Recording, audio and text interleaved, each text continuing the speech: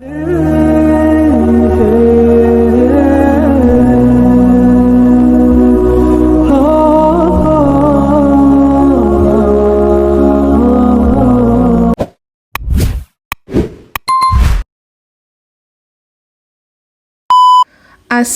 আলাইকুম। আজ আমি শেয়ার করব আমার জীবনের সবচেয়ে বিশেষ বড় অভিজ্ঞতা, আমার প্রথম বিমানে ওঠা আর সেই ভ্রমণ উমরা করার উদ্দেশ্যে। আলহামদুলিল্লাহ, আমার সবসময় স্বপ্ন ছিল একদিন আকাশপথে ভ্রমণ করব, বিমানে বসে মেঘের মাঝে ভেসে বেড়াবো, কিন্তু কখনো ভাবিনি প্রথম সুযোগটাই হবে আল্লাহর ঘর দর্শনের নিয়তে, আমার প্রিয় স্বামীকে নিয়ে। আলহামদুলিল্লাহ, এটা আমার জীবনের সবচেয়ে বড় নিয়ামত। বিমানে ওঠার আগ মুহূর্তটা সত্যি অনেক আবেগময় ছিল। চারপাশে যাত্রীদের ব্যস্ততা, সবার মুখে ভিন্ন ভিন্ন অভিজ্ঞতা, আর আমি তখন শুধু আল্লাহর কাছে দোয়া করছিলাম, হে আল্লাহ, আমাদের সফর কবুল করুন, সহজ করে দিন, নিরাপদে রাখুন। এর মাঝে আমরা অনেকগুলো বিমান দেখছিলাম কিভাবে আকাশে ওড়ে, সেটাই উপভোগ করছিলাম। আল্লাহর এই নিয়ামত কতই না সুন্দর, বড় নিয়ামত, সত্যি মাশাআল্লাহ। এরপর ধীরে ধীরে সবাই উঠে গেল, আমরাও উঠে গেলাম। বন্ধুরা, যদি আমার অভিজ্ঞতা ভালো লাগে তবে আমার চ্যানেলটা অবশ্যই সাবস্ক্রাইব করবেন। যখন বিমানে বসে সিট বেল্ট বাঁধলাম, মনে হচ্ছিল আমি এক নতুন জগতে প্রবেশ করেছি। আর যখন বিমান উড়াল দিল, আমার বুকের ভেতর যেন নতুন এক আনন্দ, ভয়, উত্তেজনা সব মিলেমিশে ঢেউ খেলছিল।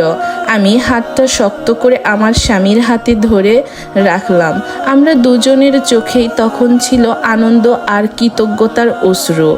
বিমান যখন আকাশে উড়তে লাগলো, নিচের পৃথিবী ছোট্ট হয়ে যাচ্ছিল।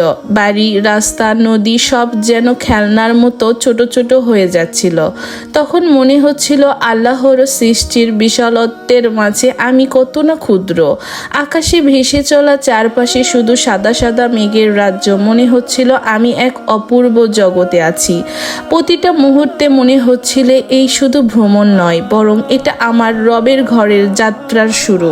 এরই মাঝে আমাদের মাঝে খাবার পরিবেশন করলো, আমরা সবাই খেলাম। বিমানের খাবারের অভিজ্ঞতাটা আর নাই বলি, খুবই বাজে ছিল।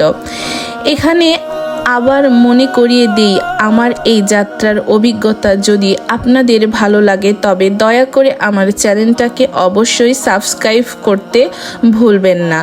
যাত্রার প্রতিটা সেকেন্ড ছিল এক অদ্ভুত শান্তি। মনে হচ্ছিল আল্লাহ আমাকে নিজের ঘরে ডেকে নিয়েছেন। আমি আর আমার স্বামী দুজনেই পরস্পরের দিকে তাকিয়ে শুধু বলছিলাম আলহামদুলিল্লাহ। এই ভ্রমণ শুধু প্রথম বিমানে ওঠা নয়, বরং এটা আমার জীবনের সবচেয়ে সুন্দর সফর, যে সফরের গন্তব্য আল্লাহর ঘর। আর এই অভিজ্ঞতা আমার জীবনে চিরকাল থেকে যাবে। আল্লাহ যেন আমাদের আমল কবুল করেন, সবাইকে নিরাপদে রাখেন, আর প্রত্যেক মুমিনকে উমরা হজ করার তৌফিক দান করেন, আমিন।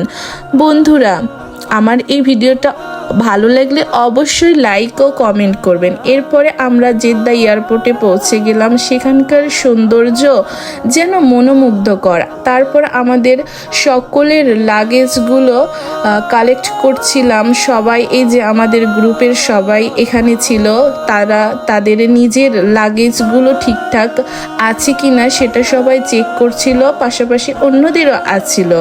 আশা করি আমার এই ভিডিওটা আপনাদের অনেক বেশি ভালো লেগেছে। ভালো লাগলে আপনাদের অভিজ্ঞতা আমাদের সঙ্গে শেয়ার করবেন। চাইলে চ্যানেলটিকে সাবস্ক্রাইব করে আগামী দিনের ভিডিওটা দেখার জন্য আপনাদের অনুরোধ রইল। সবাই ভালো থাকবেন, সুস্থ থাকবেন। আল্লাহ হাফিজ।